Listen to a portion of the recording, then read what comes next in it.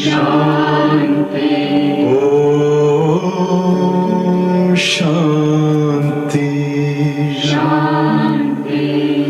अंतर मन में ज्योति जगा लो, होगा दूर अंधेरा।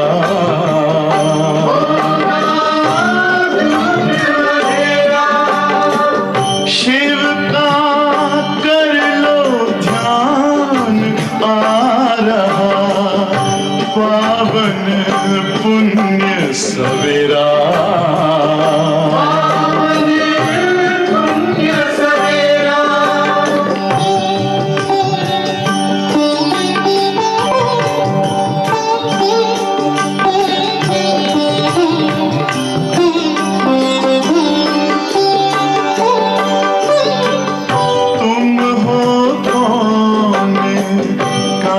से आए अपने आप को जानो, राजयोग के द्वारा अपना परम पिता पहचानो। इसी राजपथ पर चल पालो अपना बसेरा।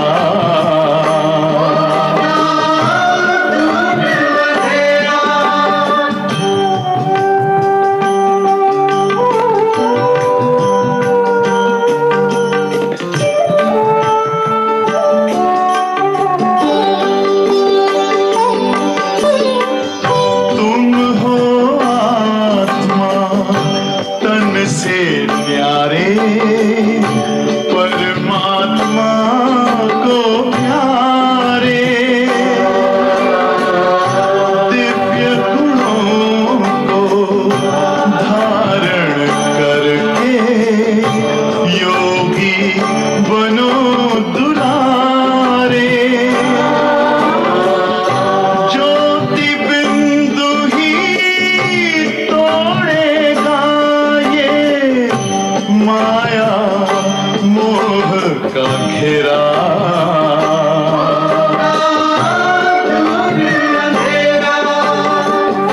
अंतर मन में ज्योति जगा लो, होगा दूर अंधेरा।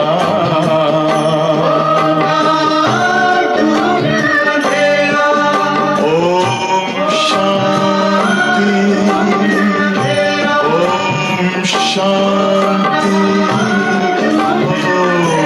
शांति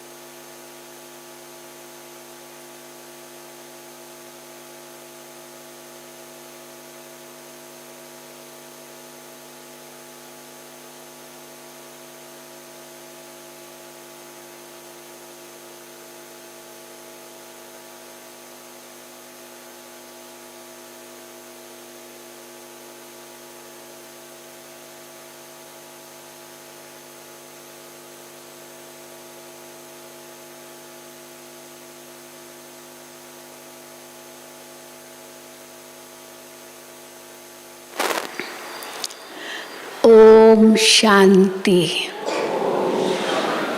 ओम शांति। हम ब्राह्मण बच्चों ने जैसे ही अलौकिक जन्म लिया तो प्यारे बाबा ने हमें एक बहुत सुंदर गिफ्ट दी। जन्मदिन की गिफ्ट मिलती है ना, तो प्यारे बाबा ने हमें हमारे अलौकिक जन्मदिन की, जैसे ही ब्राह्मण जन्म लिया, एक बहुत सुंदर अलौकिक चमत्कारी गिफ्ट दी। कौन सी है वो गिफ्ट? बाबा कहते हैं, मैं तुम बच्चों को दिव्य बुद्धि की गिफ्ट देता हूँ। इस दिव्य बुद्धि से क्या चमत्कार कर सकते हैं, क्या अनुभव होता है इस दिव्य बुद्धि से? ये नेत्र का भी काम करती है, दूरांदेशी बनाती है। बाबा ने उस दिन कहा, तीनों लोकों को, तीनों कालों को हम इस दिव्य बुद्धि रूपी नेत्र से देख सकते हैं। और क्या काम करती है ये दिव्य बुद्धि? बाबा कहते हैं, माया को परखने की भी शक्ति देती है। माया, जैसे ही हम बाबा के बच्चे बनते हैं, माया हमारी दुश्मन बनना शुरू हो जाती है। तो माया को कैसे परखें, दुश्मन को कैसे परखें और उस पर जीत प्राप्त करें, उसकी भी शक्ति उस दिव्य बुद्धि रूपी चमत्कारी सौगात में है। फिर और क्या ये सौगात करती दिव्य बुद्धि की? हमें रॉन्ग राइट की जजमेंट भी देती है ना। बुद्धि का काम ही है जजमेंट देना, निर्णय देना। तो परखने की शक्ति भी देती है। तो गलत क्या है, सही क्या है, पाप क्या है, पुण्य क्या है, किससे विकर्म बनता है, किससे पुण्य कर्म बनता है, उसकी भी परख शक्ति, निर्णय शक्ति हमें दी है। क्यों बाबा को ये देना ज़रूरी पड़ा ये गिफ्ट? क्योंकि बाबा के पास एक बहुत बड़ा ईश्वरीय कारोबार है। उस ईश्वरीय कारोबार को हम उस दिव्य बुद्धि से ही समझ सकते हैं। कौन सा है ईश्वरीय कारोबार? हमारे कर्मों का लेखा जोखा देखना। धर्मराज के साथ साथ चित्रगुप्त भी दिखाते ना। तो कैसे चंद्रगुप्त, चित्रगुप्त कौन दिखाते हैं धर्मराज के साथ? चित्रगुप्त। हाँ। तो उसके पास बहुत बड़ा लेखा जोखा है, लेखा जोखा हमारा। और बाबा कहते हैं, इस पाप के खाते को आप खत्म कर सकते हो इस दिव्य बुद्धि रूपी सौगात से, जिससे याद की शक्ति भी प्राप्त होती है। अगर इस शक्ति को यूज़ नहीं किया तो फिर सजाएं खानी पड़ेगी। तो इसीलिए बाबा सावधान करते हैं। तो बाबा के आगे सच बताना भी बहुत ज़रूरी है। अगर छिपाया, झूठ बोला तो बहुत बड़ी सज़ा है। चलो बाबा को लिख के भी देते, इस जन्म का ही लिख के देंगे, सच बता करके लिख के भी देंगे चलो। लेकिन वो तो बाबा फिर भी रहम दिल, आधा माफ़ तो कर भी लेगा। लेकिन फिर भी योग बल से ही पूरा हमें अपने पापों के खाते को ख़त्म करना है। तो इसलिए आज बाबा ने दिव्य बुद्धि की भी बात कही है। हिसाब किताब हमारे कैसे बनते हैं, कैसे उसको ख़त्म करना है, वो सारी युक्तियाँ बाबा ने आज बताई है। तो सुनेंगे हम बाबा के महावाक्य। और इस दिव्य बुद्धि को संभालना है, ये सौगात गुम न करना। कई बार होता है ना, जैसे कोई गिफ्ट देते हैं तो हम कहते हैं ये आप ही यूज़ करना, किसी और को नहीं देना। तो ये जो दिव्य बुद्धि की गिफ्ट बाबा ने दी है, इसकी वो संभाल करनी है, क्योंकि माया उसको लेने के लिए भी सदा तत्पर रहती है। तो इसीलिए इस दिव्य बुद्धि की गिफ्ट को कभी गुम नहीं करना। तो वो भी बाबा ने सावधान किया। और कैसे सदा रहेगी ये दिव्य बुद्धि रूपी गिफ्ट हमारे साथ, उसके लिए भी युक्तियाँ बताइए। तो सुनेंगे बाबा के महावाक्य। आज 8/10/2022 है। मीठे बच्चे, तुम्हारी पढ़ाई बुद्धि की है। तो दिव्य बुद्धि माना सबसे पहले ईश्वरीय पढ़ाई। तुम्हारी पढ़ाई बुद्धि की है। बुद्धि को शुद्ध करने के लिए प्रवृत्ति में बहुत युक्ति से चलना है। खान पान की परहेज रखनी है। युक्ति से चलेंगे तो ये दिव्य बुद्धि रूपी गिफ्ट सदा साथ देगी। और खान पान की भी परहेज रखनी है, क्योंकि अन्न का प्रभाव भी मन बुद्धि पर पड़ता है। तुम्हारी पढ़ाई बुद्धि की है। बुद्धि को शुद्ध करने के लिए प्रवृत्ति में बहुत युक्ति से चलना है। खान पान की परहेज रखनी है। प्रश्न है, ईश्वर की कारोबार बड़ी वंडरफुल और गुप्त है। ईश्वर की कारोबार बड़ी वंडरफुल और गुप्त है। कैसे? कैसे ये ईश्वरीय कारोबार वंडरफुल भी है और गुप्त भी है?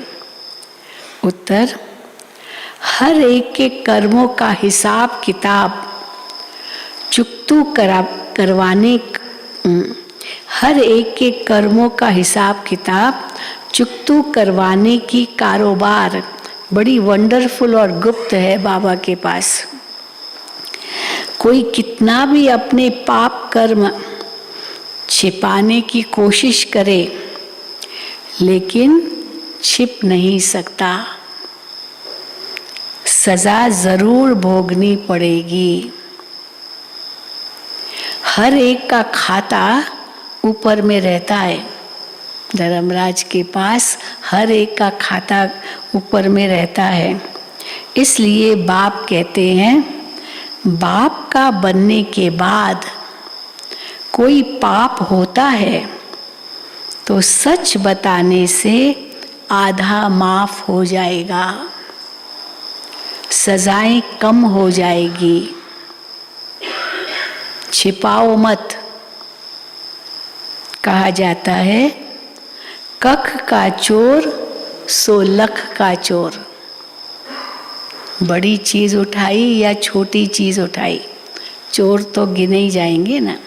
चोर माना कुछ भी चीज पराई है, हमको उसको उठाने का कोई हक नहीं है। हमारी नहीं है तो हम क्यों उठाते हैं? तो इसीलिए कख का चोर सो लख का चोर। आज छोटी चीज छिपा के उठा ली और फिर रख ली, कल बड़ी चीज भी उठा सकते, आदत पड़ जाएगी ना। तो इसलिए कख का चोर सो लख का चोर। छिपाने से धारणा हो नहीं सकती, फिर बुद्धि भी भ्रष्ट हो जाएगी, वो सौगात ही खत्म। छिपाने से धारणा हो नहीं सकती। ओम शांति। किसकी याद में बैठे हो? सब किसकी याद में बैठे हो? बाबा की याद में। बच्चे समझते हैं मात पिता बाप दादा अभी आएंगे। पहले बच्चे बाबा की याद में बैठते, फिर बाप दादा आते हैं, माता पिता आते हैं। आकर हम बच्चों को अपना वर्षा देंगे। बाबा से हम फिर से 5000 वर्ष पहले मौफिक स्वर्ग का वर्षा ले रहे हैं। ये तो हर एक के दिल में होगा ना। जो भी यहाँ बैठे हैं बाबा की मुरली सुनते हैं, उनकी बुद्धि में तो होगा ना कि 5000 वर्ष पहले मौफिक स्वर्ग का वर्षा हम बाबा से ले रहे हैं। ये तो हर एक के दिल में होगा ना। अभी इस नरक रूपी भंभोर को आग लगने वाली है। भंभोर है ये सारी सृष्टि, सब सूखी हो गई है। सूखा घास होता है ना, हाँ, तो भूसा होता है, वो कितना जल्दी उसको आग लग जाती है। तो अभी इस नरक रूपी भंभोर को आग लगने वाली है। तुम्हारा इस दुनिया वालों से कोई भी ताल्लुक नहीं है। इसका मतलब ये नहीं कि छोड़ छाड़ करके यहीं बैठ जाओ। हाँ, बाबा वही बताते हैं, तुम्हारा इस दुनिया वालों से कोई भी ताल्लुक नहीं है। तुम्हारे लिए ज्ञान भी गुप्त है तो वर्षा भी गुप्त है। लौकिक बाप का वर्षा तो प्रत्यक्ष होता है, बाप की ये जायदाद है, पता है बच्चे को, आंखों से देखते हैं लौकिक में, बाप को भी देखते हैं कि ये मेरा पिता है, इनसे मुझे ये जायदाद, जमीन, मकान, धन ये मिलेगा। तो बाप को भी देखते हैं और वर्षे को भी देखते हैं, क्या क्या है पिता के पास, वो भी देखते हैं। अब हमारी आत्मा भी गुप्त है, इन आँखों से न आत्मा को देख सकते और न परमात्मा को देख सकते। लौकिक संबंध में अपने को शरीर समझ इनको यानी शरीर को भी इन आँखों से देखते हैं और शरीर देने वाले बाप को भी देखते हैं। कितना कॉन्ट्रास्ट हो गया, वहाँ सब कुछ देखते हैं और यहाँ सब गुप्त है, खुद को भी नहीं देख पाते, आत्मा को थोड़ी देख पाते, तो देने वाले को भी नहीं देख पाते, जो दे रहा है वो भी गुप्त है, जो कुछ भी उनसे मिल रहा है वो भी दिखाई नहीं देता। तो बाबा कहते हैं इन आँखों से देखते हैं और शरीर देने वाले बाप को भी देखते हैं, टीचर गुरु को भी देखते हैं, लौकिक में टीचर गुरु को भी देखते हैं, यहाँ तो ये बाप टीचर गुरु सब है गुप्त, तीनों ही गुप्त है। बच्चे जानते हैं हम आत्माओं को अब ज्ञान का तीसरा नेत्र मिला है, ये दिव्य बुद्धि तीसरा नेत्र का काम करती है, ज्ञान का तीसरा नेत्र मिला है, आगे तीसरा नेत्र नहीं था, आत्मा जैसे सोई पड़ी थी, ज्ञान नहीं था कि मैं आत्मा हूँ, तो जैसे आत्मा सोई पड़ी थी। अब आत्मा को जगाते हैं तो आत्मा भी गुप्त है, जैसे आत्मा आकर शरीर में प्रवेश करती है वैसे शिव बाबा भी इस शरीर में आकर के हमको फिर स्वर्ग का मालिक बना रहे हैं। तो बुद्धि भी कहती है कि हमने अनेक बार बाप से वर्षा लिया है, आधा कल्प के लिए, फिर आधा कल्प गंवा देते हैं, आधा कल्प का वर्षा मिलता है फिर वो गंवा देते हैं, फिर आधा कल्प जैसे गंवाया हुआ है वो वर्षा, फिर आधा कल्प गंवा देते हैं। अब फिर से हम श्रीमत पर अपनी राजधानी स्थापन कर रहे हैं। श्रीमत देने वाला भी गुप्त है, हाँ सब गुप्त है। तुम्हारी आत्मा जानती है कि हम परम पिता परमात्मा से गुप्त रूप से सुन रहे हैं। आत्म अभिमानी जरूर बनना है, ये गुप्त है, उसको समझने के लिए आत्म अभिमानी जरूर बनना है। पहले आत्मा है, पीछे शरीर है। पहले घोड़ा होगा फिर गाड़ी होगी ना, तो पहले ड्राइवर आगे होगा फिर उसका सारा वाहन पीछे है। पहले आत्मा है, पीछे शरीर है। आत्मा अविनाशी तो बाप भी अविनाशी। बाप जो शरीर लेता है वो विनाशी है, लौकिक बाप जो शरीर लेता है वो भी आत्मा है, लेकिन वो शरीर जो लेता है वो विनाशी। इस शरीर में बाप जो शरीर लेता है, शिव बाबा की बात है, बाप जो शरीर लेता है ब्रह्मा तन, ये भी विनाशी है। कोई ब्रह्मा का तन अविनाशी नहीं है। बाप जो शरीर लेता है वो विनाशी है। इस शरीर में आकर बच्चे बच्चे कहते हैं और स्मृति दिलाते हैं कि मैं आया हूँ तुमको दैवी सतयुगी स्वराज्य के लिए पुरुषार्थ कराने। पुरुषार्थ भी पूरा करना है, अधूरा नहीं करना है, पूरा करना है पुरुषार्थ। सतयुग में सिर्फ तुम्हारा ही राज्य होगा। तुम राज्य करते थे, फिर पुनर्जन्म तो लेना होता है। हाँ ऐसे नहीं एक ही जन्म में आधा कल्प राज्य करेंगे, फिर पुनर्जन्म तो लेना होता है। जो श्री कृष्ण की वंशावली अथवा दैवी कुल के थे वही फिर आएंगे, वही फिर रहेंगे सतयुग में भी। दूसरा फिर कोई नहीं होगा, केवल उसी राजधानी के ही होंगे और कोई धर्म नहीं होगा। दूसरा फिर कोई नहीं होगा। चंद्रवंशी कुल भी नहीं होगा, और धर्म तो छोड़ो, चंद्रवंशी कुल भी नहीं होगा। जब श्री कृष्ण सो श्री नारायण की राजधानी होगी, चंद्रवंशी कुल भी नहीं होगा। ये तो बहुत सहज बातें हैं समझने की। बरोबर सतयुग में कोई धर्म और नहीं था। अभी तो ढेर धर्म है, गिनती करो गिनती से बाहर है। रोज नए नए जातियाँ, धर्म, भाषाएं, देखो क्या क्या बढ़ते ही जा रहे हैं। अभी तो ढेर धर्म है, आपस में लड़ते झगड़ते रहते हैं। अनेक तालियां बजती रहती है।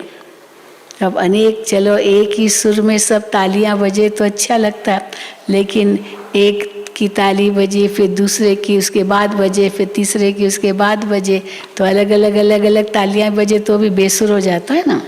तो अनेक तालियां बजती रहती है। सतयुग में धर्म ही एक है, तो ताली बजती नहीं। ताली भी तब बजे जब दो हाथ हो।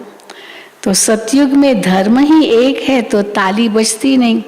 तो तुम बच्चे गुप्त ही अपना राज्य स्थापन कर रहे हो। हरे कहेंगे, क्या कहेंगे? हरे क्या कहेगा? हम अपने राज्य में ऊंच पद पाने का पुरुषार्थ कर रहे हैं। दूसरे के राज्य में नहीं ऊंच पद, अपने ही राज्य में ऊंच पद पाने का पुरुषार्थ कर रहे हैं। तो इतनी बहादुरी भी चाहिए। तुम्हारा नाम ही है शिव शक्तियां। शेर पर सवारी वैसे कोई होती नहीं है। कोई भी व्यक्ति जाकर के शेर पर ऐसे ही बैठ जाए, बाबा कहते हैं ऐसे शेर पर सवारी होती नहीं है। ये तो महिमा दिखाई है, इसलिए शक्ति को शेर पर बिठाते हैं। तुम कोई शेर पर तो नहीं बैठते हो। हाँ, कोई स्थूल रूप में हम जाके शेर पर तो नहीं बैठते हैं। तुम तो माया पर जीत पाने वाले हो। ये पहलवानी दिखाते हो। माया को जीतने की, कोई शेर पर बैठ करके वो पहलवानी नहीं दिखाते, माया को जीतने की पहलवानी दिखाते हो। इसलिए तुम्हारा नाम शिव शक्ति सेना रखा है। यूं तो गोप भी है, केवल बहनें नहीं है, शिव शक्तियाँ गोप भी है, परंतु मेजॉरिटी माताओं की है। इसीलिए कहना पड़ता है शिव शक्ति सेना। फिर पांडव तो है ही है। अपवित्र प्रवृत्ति मार्ग से पवित्र प्रवृत्ति मार्ग में तुम ले आते हो। हाँ, ले जाते हो, सबको ले जाते हो। बाबा हम बच्चों को ले जाते हैं अपवित्र प्रवृत्ति मार्ग से पवित्र प्रवृत्ति मार्ग में। तुम जानते हो सतयुग विष्णुपुरी में हम बहुत सुखी थे। पवित्रता, सुख, शांति सब कुछ था। यहाँ तो कितना दुख है। घर में बच्चे कपूत होते हैं तो कितना तंग करते हैं। यही माता पिता बहुत परेशान होते हैं अपने बच्चों से। तो बाबा कहते घर में कोई कपूत बच्चा हो तो कितना तंग करता है वो बच्चा। अब वहाँ तो सदैव हर्षित रहते हैं। तुम जानते हो बेहद का बाप फिर से बेहद का सुख देने आया है। तो बाप कहते हैं हाँ, बेहद का सुख लेना है तो क्या करो? तो बाप कहते हैं भल ग्रस्त व्यवहार में रहो, सिर्फ बुद्धि से ये धारणा करो। जो बाबा बताते हैं ये पढ़ाई बुद्धि की है। घर में रहते भी श्री मत पर चलो। खान पान से भी असर लग जाता है बुद्धि पर, इसलिए युक्ति से चलना है। ना कितनी युक्तियां बाबा बताते हैं खान पान के लिए भी। हर एक का कर्म बंधन अपना अपना है। कोई बांधेली है, कोई बंधन मुक्त है, कोई तो चतुराई से भूं भूं कर छुट्टी ले लेती है। हाँ, पति से छुट्टी ले लेती है भूं भूं कर उनको समझा करके। युक्तियां तो बहुत समझाई गई है।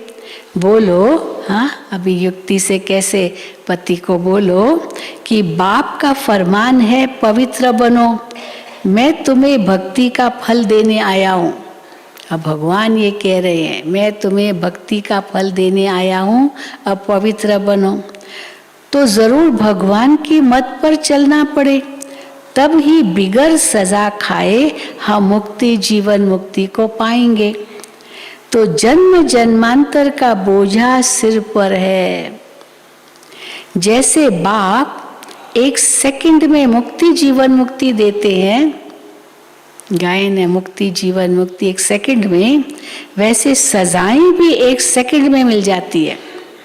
बहुत देर तक सजाएं नहीं चलती है, धर्मराज की भी वो एक सेकंड की भी सजा होगी, लेकिन लगेगा ऐसे जैसे कि पता नहीं कितना लंबा समय तक ये सजा हुई है।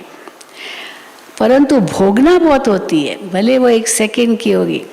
हाँ, जैसे सुई चुभोते हैं ना, इंजेक्शन भी लगाते हैं तो उस समय एक सेकंड तो दर्द तो बहुत होता ही है ना, क्योंकि अंदर सुई चुभती है, लेकिन उसके बाद फिर कितना रिलैक्स हो जाते हैं। परंतु भोगना तो बहुत होती है ना। अभी यहाँ तो सज़ा ऐसी मिलती है तो भोगना बहुत होती है। जैसे काशी करवट खाते हैं तो वो थोड़े समय में बहुत सजाएं खाते हैं। कईयों की जब अंतिम घड़ी आती है बहुत कष्टदायक होती है, वो अंतिम घड़ी बहुत कष्टदायक। और फिर जब आत्मा निकल गई, अब शरीर तो एकदम डेड पड़ा है, तो कष्ट तो खत्म हो गया ना। तो वो थोड़े समय में बहुत सजाएं खाते हैं, परंतु हिसाब किताब चुकतू हो जाता है। तुमको तो हाँ सजाएं खानी है क्या? तुमको तो बिगर सजा खाए हिसाब किताब चुकतू करना है।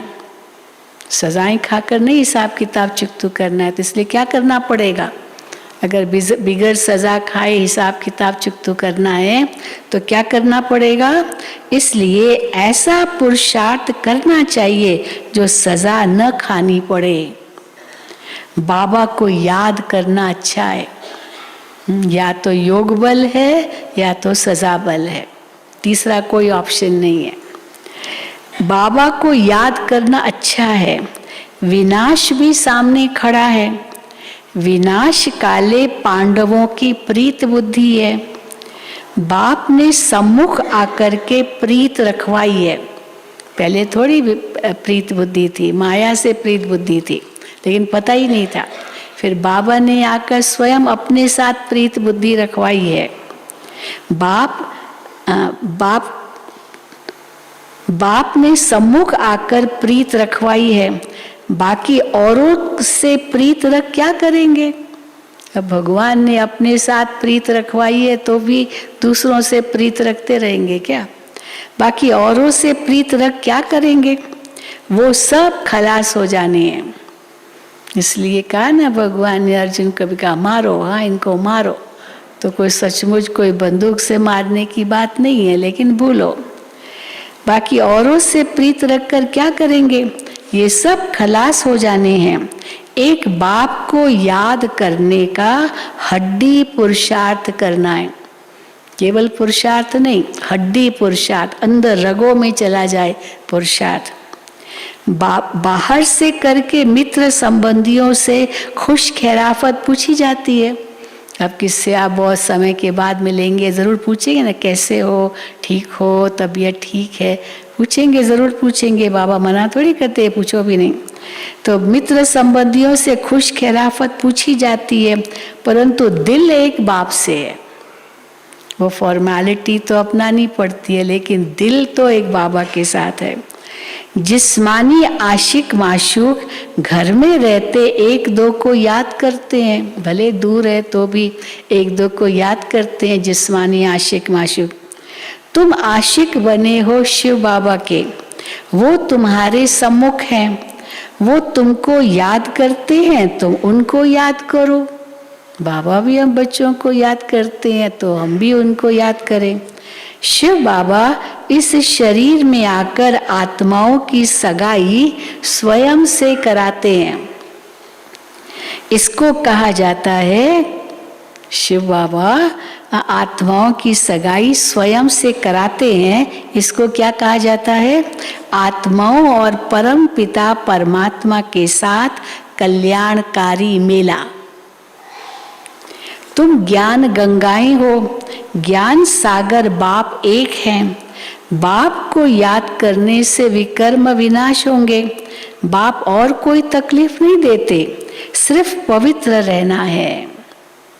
काम महाशत्रु है, इन पर जीत पाने से तुम श्री कृष्णपुरी के मालिक बनेंगे। तो बाप का फरमान है पवित्र बनो तो 21 जन्मों की राजाई पाएंगे। पतित बनने से तो कई माताओं को है ना, पतित नहीं बनना है, कुछ भी हो जाए। पतित बनने से तो बर्तन मांझ कर रहना अच्छा है, पर पतित नहीं बनना है। पतित बनने से तो बर्तन मांझ कर रहना अच्छा है, परंतु देह अभिमान न टूटने के कारण वर्षे को भी गंवा देते हैं, पतित बन जाते हैं, क्योंकि देह अभिमान है, मोह है। देखो बाप कितना बड़ा है, पतित दुनिया पतित शरीर में आया है। शिव बाबा को सोमनाथ के मंदिर में पूज रहे हैं। कितना बड़ा सोमनाथ मंदिर, उसमें कितनी भक्ति होती है, कितना शिव की पूजा करते हैं। सारे जहाँ भी जाओ शिव के मंदिरों में बहुत पूजा होती है। शिव बाबा को सोमनाथ के मंदिर में पूज रहे हैं, और वही बाबा जिसको मंदिर में पूज रहे हैं, वो इस समय वही बाबा देखो कितना साधारण बैठे हैं।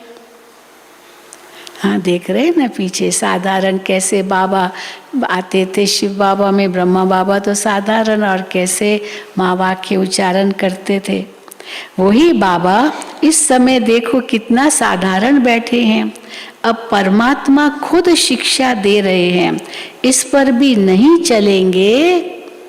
खुद शिक्षा दे रहे हैं तो भी नहीं चलेंगे तो पद को लकीर लगा देंगे। पद को, तकदीर को लकीर लगी माना पद को भी लकीर लगी। तो बाप कहते हैं बच्चे पवित्र बनो। अभी तो सब भ्रष्टाचारी है। श्रेष्ठाचारी उनको कहा जाता है जो पवित्र रहते हैं। भ्रष्टाचारी उनको कहा जाता है, ऐसे नहीं खाली रिश्वत लेना, ये तो है ही भ्रष्टाचार, लेकिन जो पतित है वो भ्रष्टाचारी। श्रेष्ठाचारी उनको कहा जाता है जो पवित्र रहते हैं। गवर्नमेंट ने सन्यासियों का झुंड बनाया है कि तुम सबको श्रेष्ठाचारी बनाओ। सन्यासियों का झुंड बनाया होगा कोई, भाई तुम इन्हों को वैल्यू सिखाओ। तो कई संत महात्माएं जाते हैं ना, स्कूलों में भी जाते हैं, कॉलेजेस में जाते हैं और अच्छी बातें वैल्यू सिखाते हैं। तो गवर्नमेंट ने सन्यासियों का झुंड बनाया है कि तुम सबको श्रेष्ठाचारी बनाओ, परंतु श्रेष्ठाचारी तो होते ही सतयुग में हैं, यहाँ तो कोई भी हो न सके। पवित्र ही श्रेष्ठ कहे जाते हैं। पवित्र ही श्रेष्ठाचारी है, वही श्रेष्ठ कहे जाते हैं। सन्यासी, अब सन्यासी पवित्र हैं, परंतु फिर भी जन्म तो अपवित्रता से ही लेते हैं ना। है तो विकार की पैदाश इस दुनिया, कलयुगी दुनिया में कोई योग की संतान तो है ही नहीं, सब भोग की संतान है। परंतु फिर भी अपवित्र से जन्म लेते हैं, क्योंकि है ही माया का राज्य। कोई योग बल से जन्म तो लेते नहीं है इस कलयुगी दुनिया में।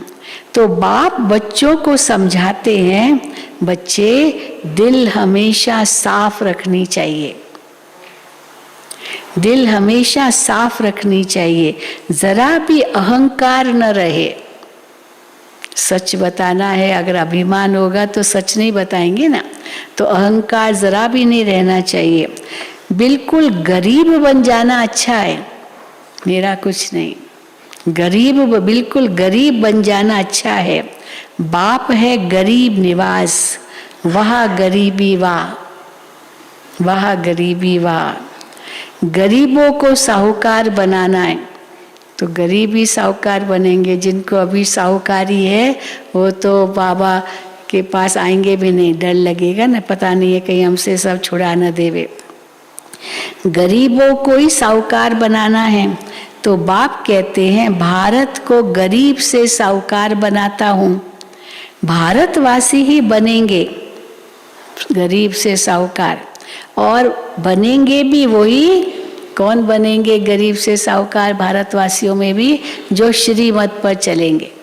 अब श्रीमत पर ही नहीं चलेंगे तो गरीब के गरीब ही रहेंगे, सतयुग में थोड़ी आएंगे। भगवान की मत पर चले ना, वही स्वर्ग के मालिक बन सकेंगे। बाप सहज राजयोग सिखलाते ही हैं श्री कृष्णपुरी अथवा स्वर्ग का मालिक बनाने लिए।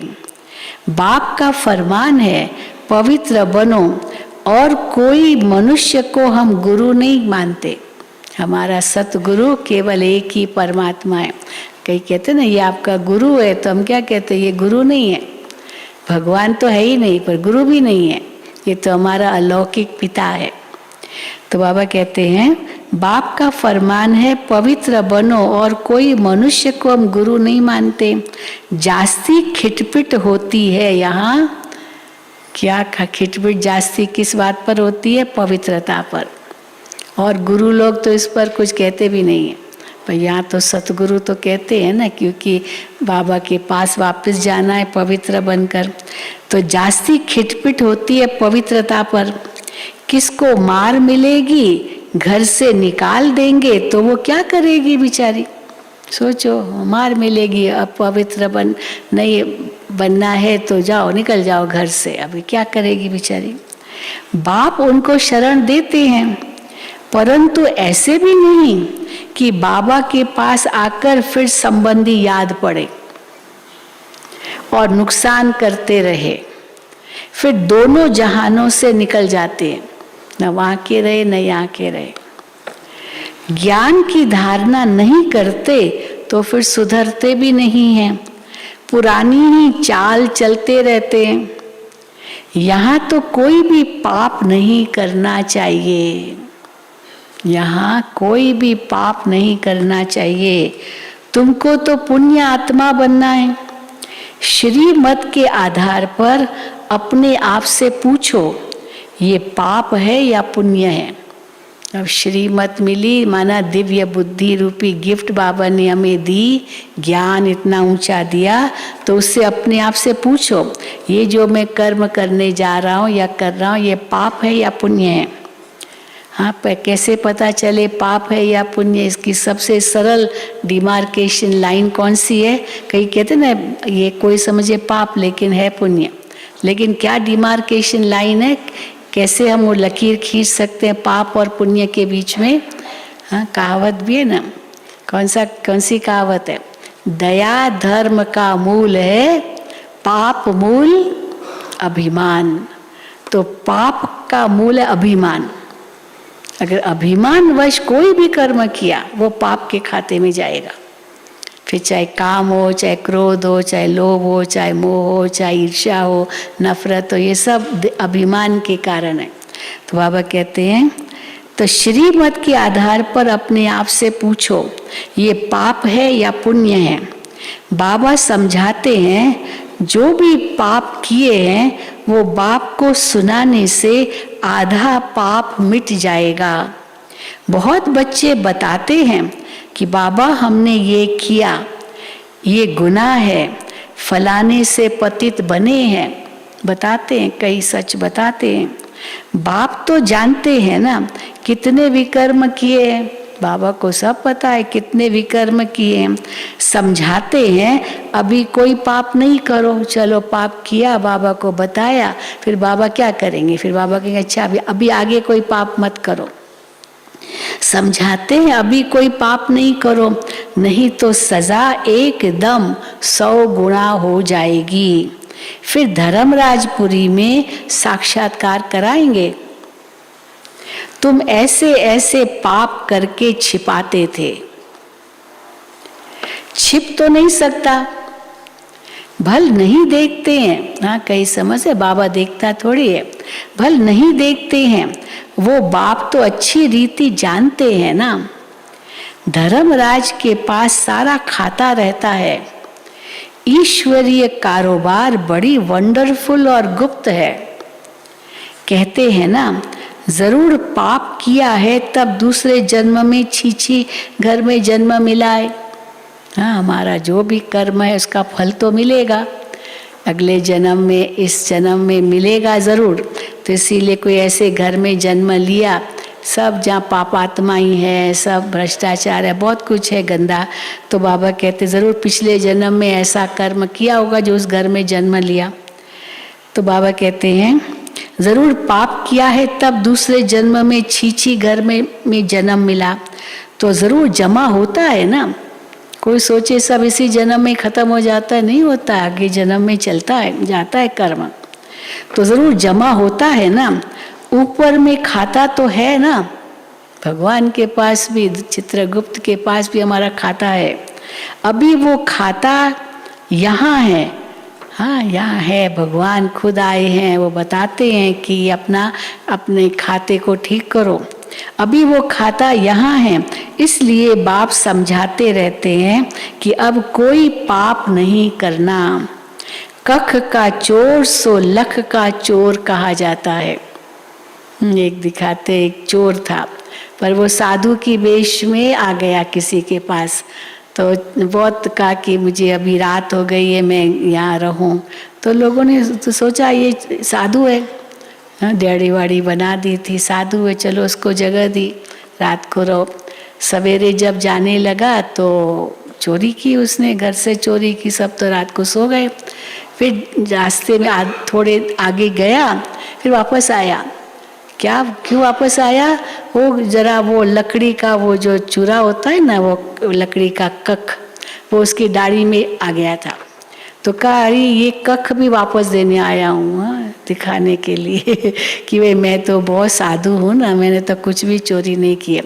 तो लोगों ने सोचा अरे ये तो कख भी वापस कर रहा है, तो ये थोड़े कोई चोर होगा, पर सचमुच वो चोर था, पर दिखावा ऐसे किया कि ये कख जो डाली में लग गया ना, वो भी मैं वापस कर रहा हूँ, मैं यहाँ से कुछ भी नहीं लिया। तो बाबा कहते हैं तो कख का चोर सो लख का चोर, छोटी चोरी भी हुई तो भी बड़ी चोरी तो सहज कर सकेंगे। तो बाबा कहते हैं तो कख का चोर सो लख का चोर कहा जाता है। तो समझना चाहिए कि हम बहुत बड़ा पाप करते हैं, फिर पद भ्रष्ट कर देंगे अपना। अब बाबा को क्या कोई उनके ऊपर एहसान कर रहे हैं क्या? अपना ही पद भ्रष्ट करेंगे। धारणा नहीं होती है तो ईश्वरीय सर्विस कर नहीं सकते। औरों का भी कल्याण करना है ना। अगर खुद की धारणा नहीं होगी तो औरों का कल्याण कैसे करेंगे? अपना तो करेंगे ही नहीं, पर औरों का भी नहीं कर सकेंगे। कहिए ना अपना नहीं चलो करते पर औरों का करते, परंतु अगर ऐसी स्थिति है तो औरों का भी क्या कर सकेंगे कल्याण।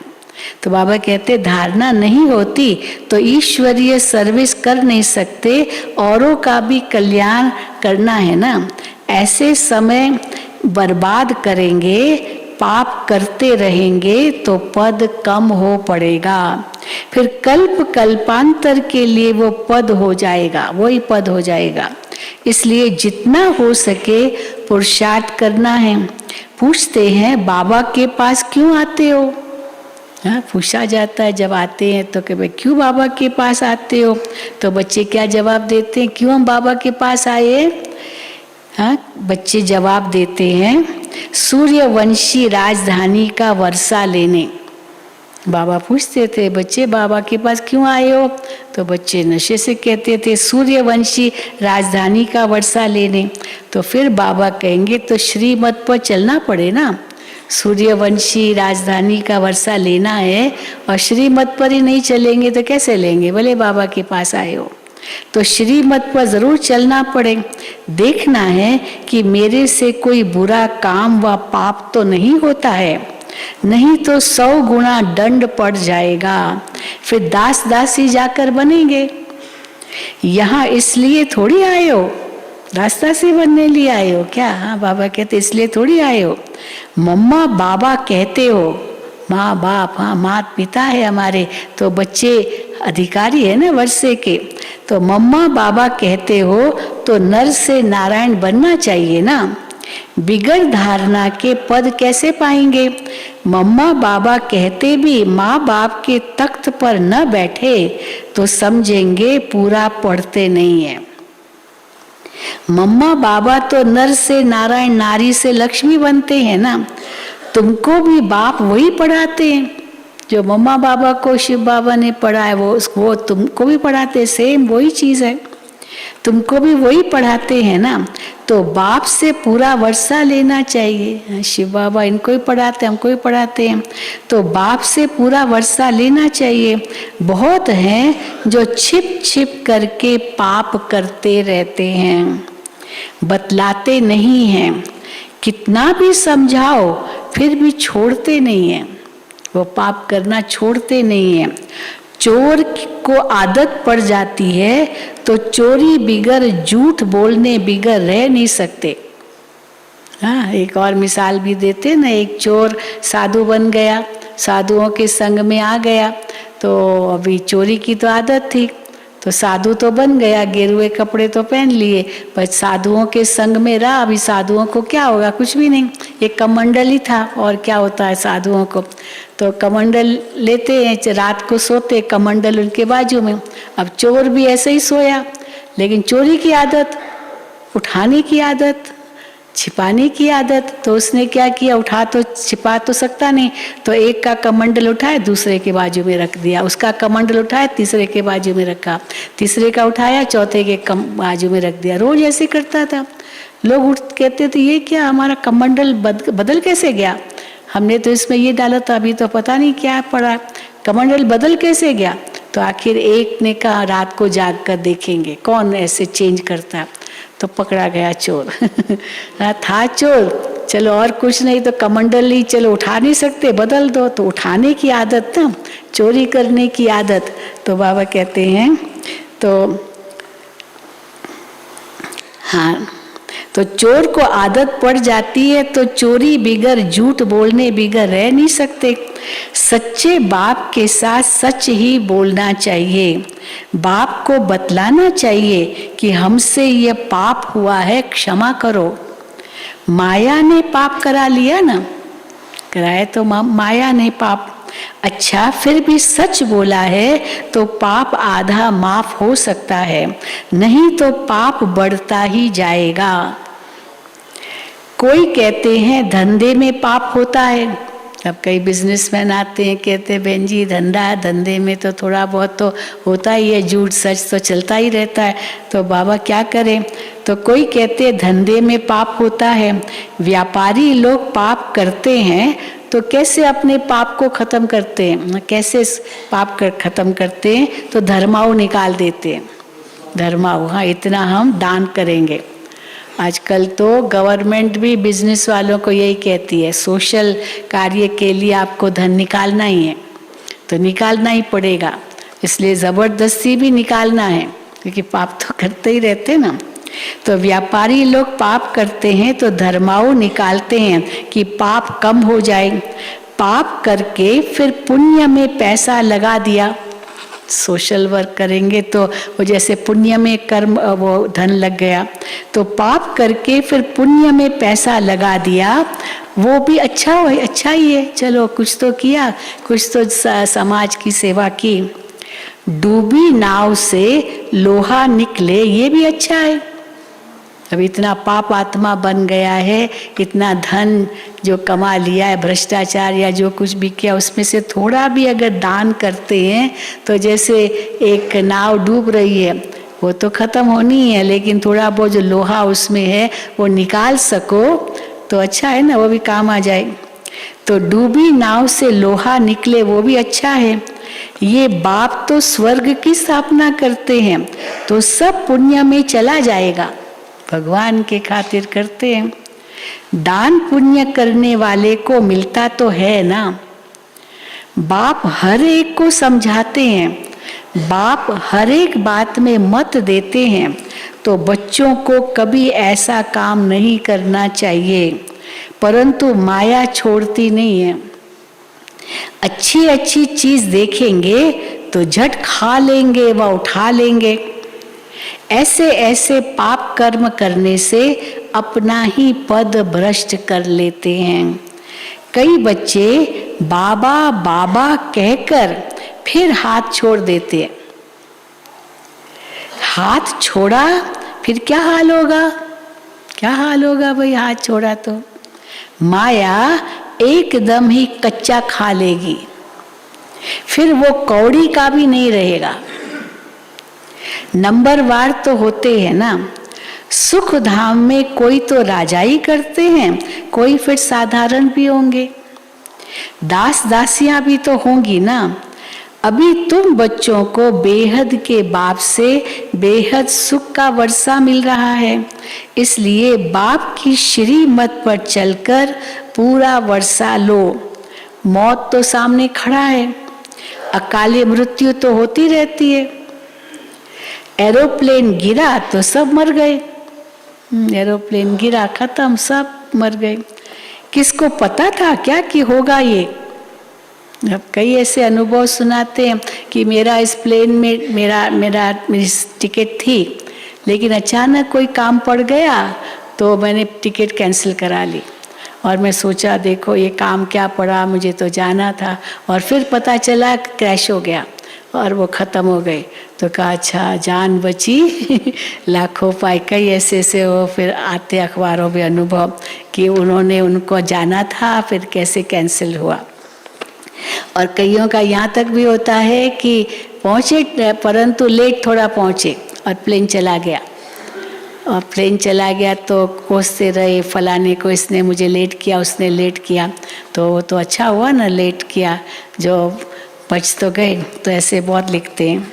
तो बाबा कहते हैं, हाँ, तो बाबा कहते हैं,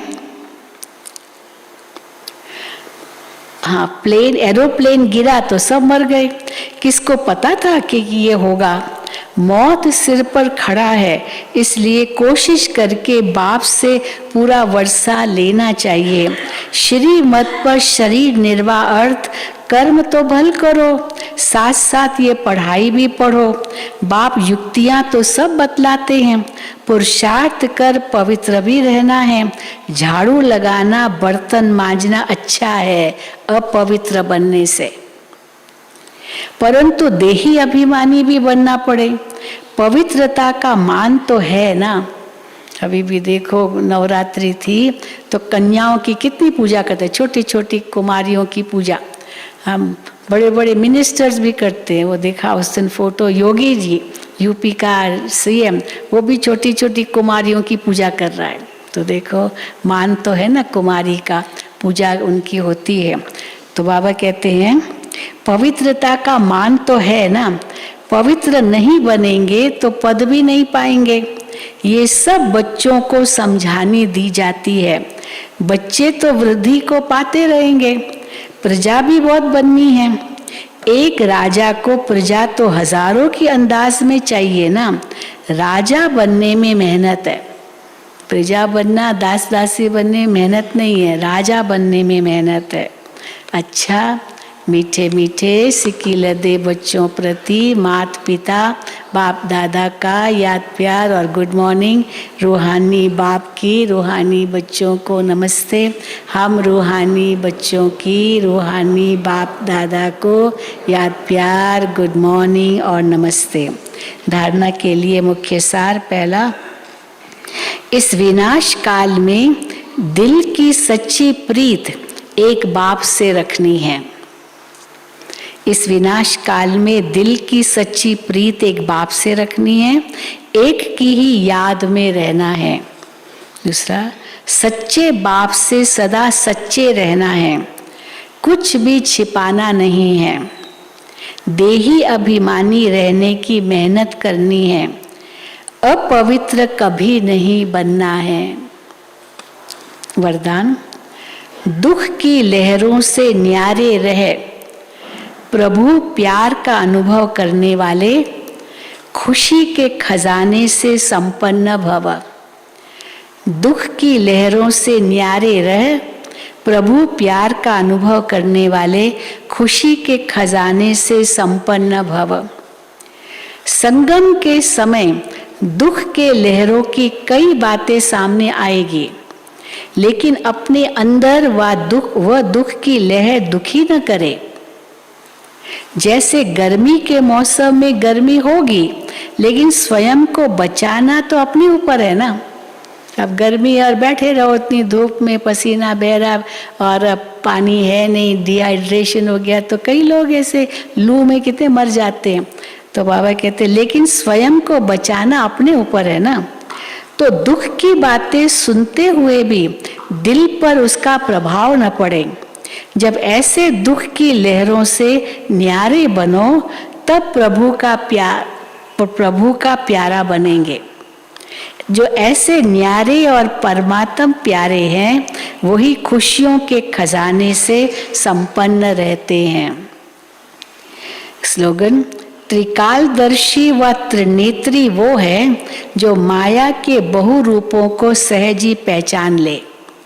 त्रिकालदर्शी व त्रिनेत्री वो है जो माया के बहु रूपों को सहज ही पहचान ले। अच्छा, ओम शांति, ओम शांति। नीचे तो खूब भाई बहनें आ गए हैं, बाबा का टर्न है और यूपी का टर्न है सेवा का। कल भी काफ़ी सारे ऊपर आए थे, आज भी आएंगे जिनका थोड़ी सेवा लेट है। तो यूपी वाले तो आ चुके हैं बहुत सारे।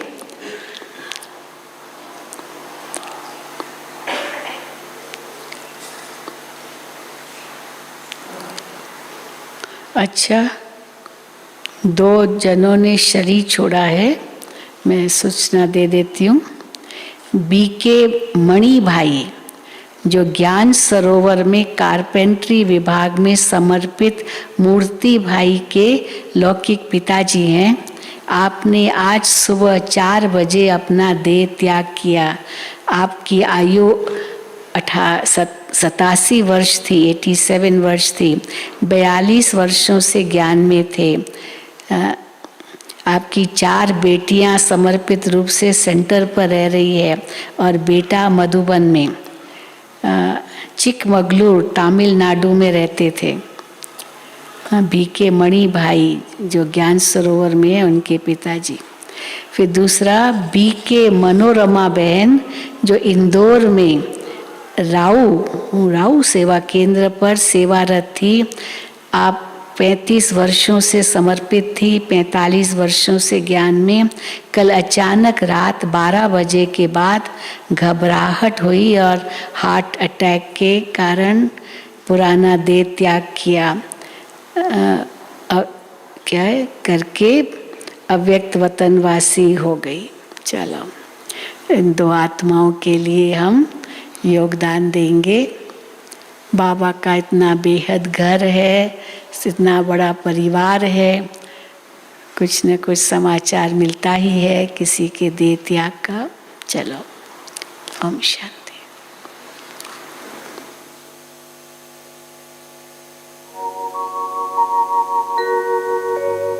शांति के पथ पर चलो,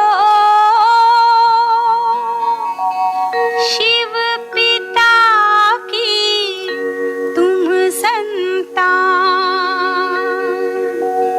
शांति है स्वधर्म तुम्हारा, घर तुम्हारा शांति धाम। शांति के पथ पर चलो, शिव पिता की तुम संतान। शांति है स्वधर्म तुम्हारा, शांति है स्वधर्म तुम्हारा, घर तुम्हारा शांति धाम। शांति के पथ पर चलो।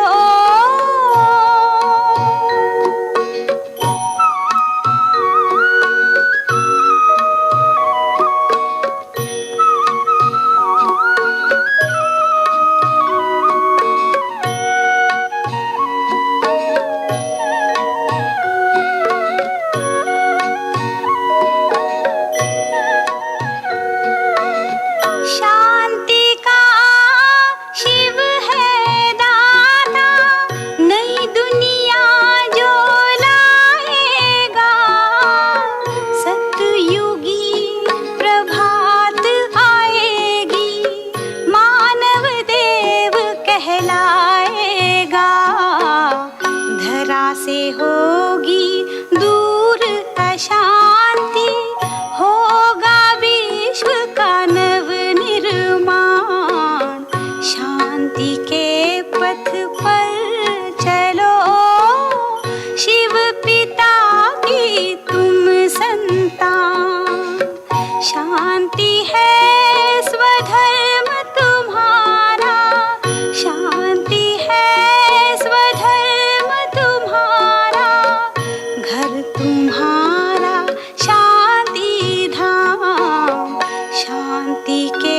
पथ पर